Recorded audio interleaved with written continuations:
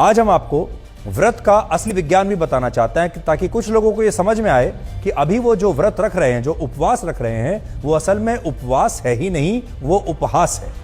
अभी हमारे देश में जो धार्मिक उपवास रखे जाते हैं उन्हें इंटरमिटेंट फास्टिंग कहते हैं, जिसका मतलब होता है एक समय अंतराल पर किया गया उपवास। अब बहुत सारे लोग ऐसा सोचते हैं कि अगर वो 14 से 16 घंटे या पूरे दिन कुछ नहीं खाएंगे तो इससे उनके शरीर में कमजोरी आ जाएगी, जबकि विज्ञान कहता है कि इस फास्टिंग से शरीर और मन की सफाई होती है और इससे आप ज्यादा स्वस्थ रहते हैं, ना कि आप कमजोर होते हैं।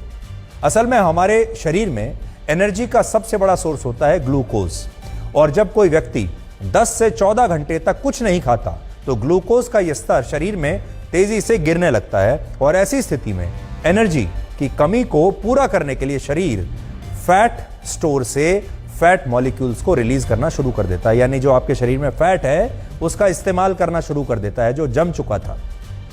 इसके बाद आपके शरीर का लिवर इन्हीं फैट मॉलिक्यूल्स को कीटोन्स में बदल देता है, और ग्लूकोज की तुलना में शरीर को इन कीटोन्स से पर यूनिट ज्यादा ऑक्सीजन मिलने लगती है।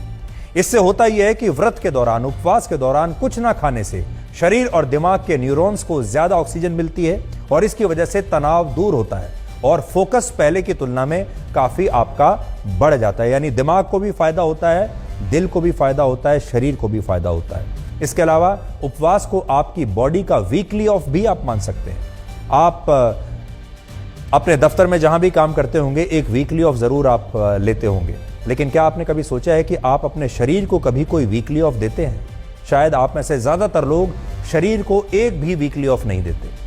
असल में आप हर दिन खाना खाते हैं और इस खाने के डाइजेशन के लिए शरीर को हर रोज बहुत मेहनत करनी पड़ती है, और जो लोग व्रत नहीं रखते उनका शरीर लगातार मेहनत करते करते थकने लगता है और फिर बीमार रहने लगता है। लेकिन जब लोग उपवास रखते हैं तो इससे शरीर में अन्न नहीं जाता, इससे शरीर को एक दिन की छुट्टी मिल जाती है, आराम मिल जाता है, और इस छुट्टी में आपका जो शरीर है वो खुद को डिटॉक्स करने का काम करता है।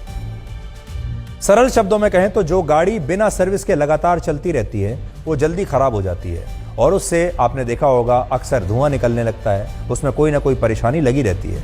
लेकिन जिस गाड़ी की समय पर सर्विस होती है वो गाड़ी आपको परेशान नहीं करती। शरीर भी बिल्कुल ऐसा ही होता है। आप जब अपने शरीर को उपवास रखकर उसे एक दिन का वीकली ऑफ देते हैं तो खुद को वो रिकवर करता है और अपने आप को मेंटेनेंस मोड में डाल लेता है। और अमेरिका की कोलंबिया यूनिवर्सिटी, ब्रिटेन की ऑक्सफोर्ड यूनिवर्सिटी और यहां तक कि WHO भी उपवास को आपके स्वास्थ्य के लिए जरूरी मान चुके हैं। दूसरी बात, इसे खाते पीते व्रत से ऐसे भगवान भी प्रसन्न नहीं होते। आपको जानकर हैरानी होगी कि जो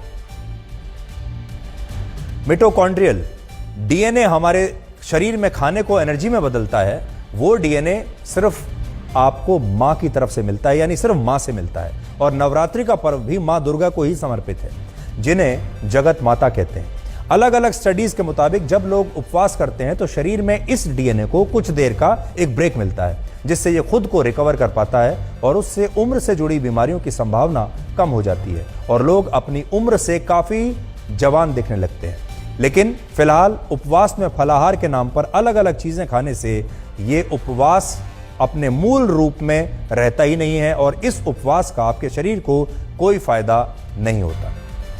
आज आप प्रधानमंत्री नरेंद्र मोदी से भी उपवास रखने का सही तरीका सीख सकते हैं। प्रधानमंत्री मोदी पिछले 46 वर्षों से नवरात्रि के दौरान 9 दिनों का उपवास रखते आए हैं, जिसमें वो सिर्फ 1 गिलास नींबू का पानी और 1 टाइम कुछ फल खाते हैं। प्रधानमंत्री मोदी के अलावा महात्मा गांधी भी अपने उपवास के लिए याद किए जाते हैं। गांधी जी जब उपवास रखते थे तो वो सिर्फ नींबू पानी या फलों का जूस पीते थे, और वो उपवास को एक दवाई यानी मेडिसिन की तरह मानते थे, और इसका जिक्र आयुर्वेद में भी मिलता है।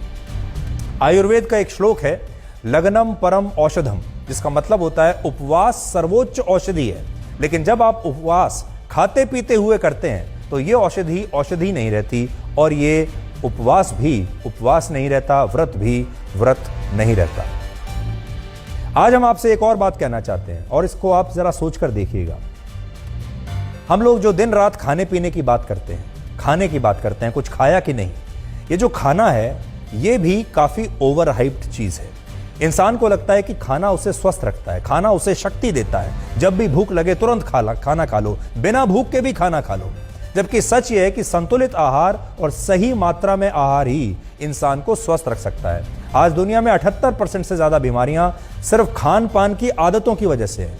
लेकिन आज लोग, इसके बाद भी लोग लंच और डिनर पर मिलते हैं। आपने भी देखा होगा, जब आप दोस्तों से मिलते हैं तो कहते हैं लंच साथ में करते हैं, डिनर साथ में करते हैं।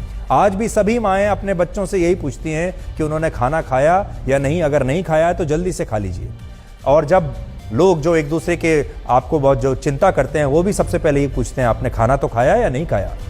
आपने कभी सोचा है कि जब कोई व्यक्ति बीमार होता है तो सबसे पहले उसका मन क्या करता है? वो बीमार होने के बाद खाना नहीं खाना चाहता। यानी बीमारी के बाद शरीर सबसे पहले कहता है कि इसमें और खाना मत डालिए। लेकिन ज्यादातर लोग खाने के बिना सोच ही नहीं पाते।